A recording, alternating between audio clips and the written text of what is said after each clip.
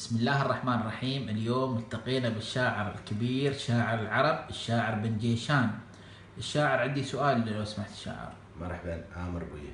الشاعر شو موضوع وقوفك عن الشعر وعن بيئة الشعر الجديدة؟ ليه؟ شو الموضوع؟ شو مستوي؟ والله الموضوع يا اخوي ما في، نحن يعني دخلنا بكل قوة زين وعدينا اللي عندنا، ومن سنة حتى ما حد قوى يجارينا يعني في فظيع شعرنا زين وبديعنا، ما حد يقدر يجارينا لا حايل ولا غيره. فالناس هنا انا كنت اتمنى من جمهوري يفزع لي اعلاميا غيره وغيره وفزوع معنويا وغيره.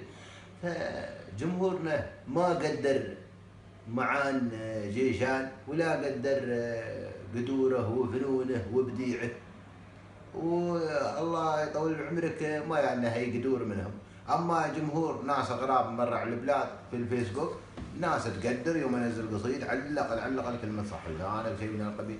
حتى انا كلمه صح لسانك ما ابغاها منهم، بس غير جمهورنا انا كنت اتمنى منه الكثير واتامل منه الكثير انه يفزعني كوني انا اماراتي وباكر انا طلعت ولا غيره. هذا فخر للدوله. اما جمهورنا الحين يتبع يعني اي شيء عزكم الله يعني شيء فيه سخافات ولا شيء يتبعه، وشيء فيه معان ما يتبعه، وينظرون انا ود فلان ولا ود علان. يعني ابويا سعد معان وغيره، وقلت انا يعني واثق في عمري، واذا في فحايل من الخليج ولا من دول العربيه يبون يناطحون جيشان انا حاضر، وما بنزل روس سمونه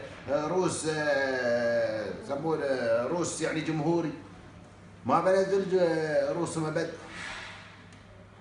بالعكس بكل فخر بناطح فطاحل الشعر وغيره. بس اما جمهور نفسيا يعني يحطموني الصراحه، ما حد يفزع، ما حد صمم بقم عمي يخطفون على الحساب، وهذا ما يصير.